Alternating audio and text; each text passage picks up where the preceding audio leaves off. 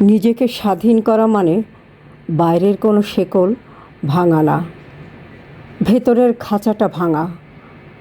সমাজ, পরিবার, সম্পর্ক সবাই কোনো না কোনোভাবে আমাদের উপর নিয়ম চাপায়, কিন্তু আসল ফাঁদটা আমাদের মাথার ভিতরে।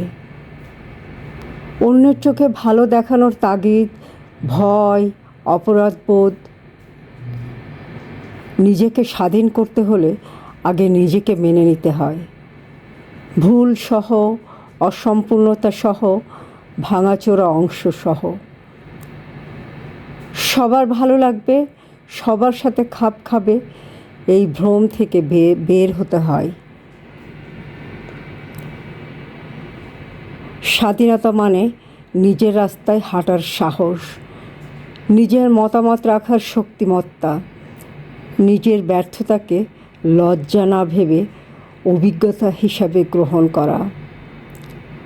সবচেয়ে জরুরি ব্যাপার, নিজেকে স্বাধীন করো নিজের অনুমতি নিয়ে। বাইরের কেউ এসে মুক্ত করবে না, তোমাকেই নিজের ভিতরে তালা খোলার দায়িত্ব নিতে হবে।